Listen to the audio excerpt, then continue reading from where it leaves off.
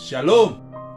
Puji Tuhan, kita akan mengambil saat teduh. Mari kita berdoa. Kami datang kepadamu ya Tuhan, Allah kami yang baik, Allah yang sudah memberkati, menolong, menopang kami untuk berjalan di dalam rencana dan kehendak Tuhan.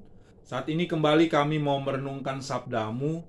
Pimpin kami, berikan kami hati yang taat, berikan kami hati yang mengasihi Tuhan, sehingga kami tahu bahwa Allah begitu mengasihi kami. Sertai kami semua dalam perenungan firman Tuhan ini. Di dalam nama Tuhan Yesus, firman yang hidup, kami berdoa. Amin. Saat ini, firman Tuhan terambil daripada Wahyu pasal yang ke-11, ayat 16 sampai dengan ayat yang ke-19. Dan ke-24 tua-tua yang duduk di hadapan Allah di atas tahta mereka tersungkur dan menyembah Allah sambil berkata, "Kami mengucap syukur kepadamu ya Tuhan Allah yang Maha Kuasa, yang ada dan yang sudah ada.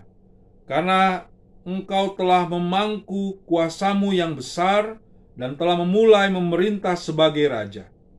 Dan semua bangsa telah marah, tetapi amarahmu telah datang dan saat bagi orang-orang mati untuk dihakimi dan untuk memberi upah kepada hamba-hambamu, nabi-nabi dan orang-orang kudus, dan kepada mereka yang takut akan namamu, kepada orang-orang kecil dan orang-orang besar, dan untuk membinasakan barang siapa yang membinasakan bumi. Maka terbukalah bait suci Allah yang di sorga, dan kelihatanlah tabut perjanjiannya di dalam bait suci itu. Dan terjadilah kilat, dan deru-geruh, dan deru-guruh, dan gempa bumi, dan hujan es lebat." Bapak, Ibu, anak-anakku, jemaat yang diberkati oleh Tuhan, pada perenungan hari ini kita mengetahui bahwa kitab Wahyu berisi penglihatan Yohanes tentang pesan, perkataan, dan apa yang Yesus lakukan. Pada permulaan kitab ini kita juga mengetahui di mana ada ketujuh jemaat, dan isi dan surat-surat itu menggambarkan bagaimana sikap jemaat-jemaat Kristen pada waktu itu menghadapi penganiayaan. Penulis juga menggambarkan dengan sangat jelas kuasa dan pengadilan Tuhan, penglihatan mengenai tahta Tuhan dan mengenai gulungan dan anak domba, menunjukkan Kristus berkuasa atas segala peristiwa dan manusia. Selain itu, ia membuka 7 materai, meniup 7 sangkakala, dan mengosongkan 7 cawan. Ada beberapa penglihatan lain yang mau menunjukkan pengadilan Tuhan dan dahsyat terhadap dunia.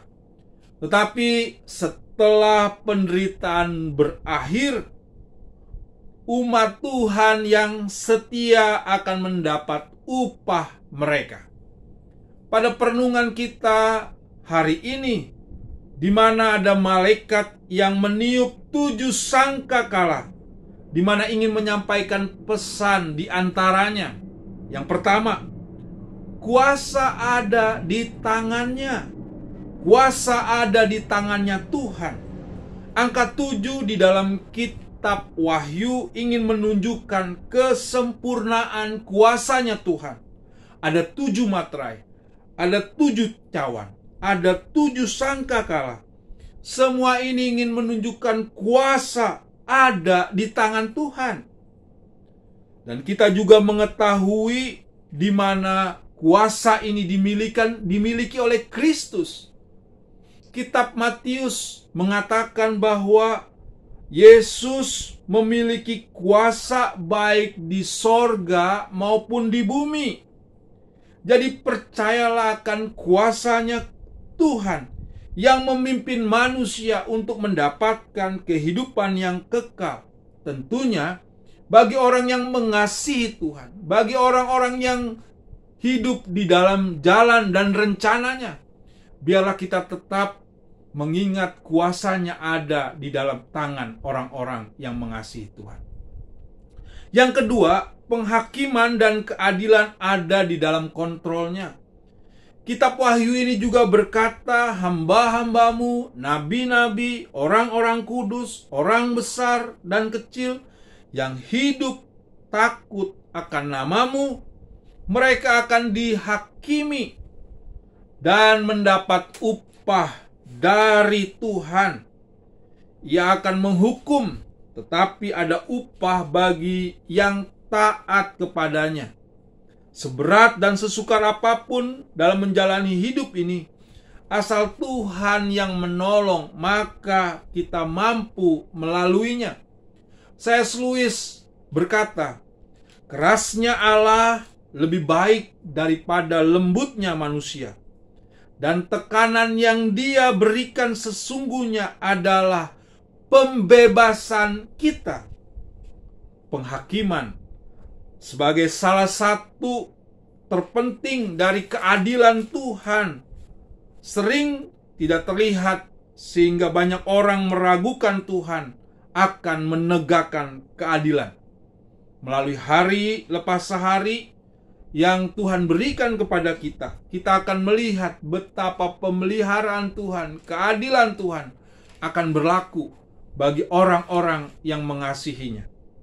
Marilah sebagai umat Allah, kita harus menyadari dengan benar bahwa ada kuasa Tuhan. Allah akan menyatakan tanda-tanda di dalam kehidupan umat percaya asalkan dia terus setia, terus taat, dan akan mendapatkan upah bagi orang yang setia kepada Tuhan. Amin. Kami bersyukur ya Tuhan untuk penyertaan-Mu dalam kehidupan kami. Berkatilah firman-Mu agar kami dapat lebih mengasihi Tuhan dan percaya Tuhanlah yang menuntun perjalanan kehidupan kami. Di dalam nama Tuhan Yesus kami serahkan doa ini. Amin.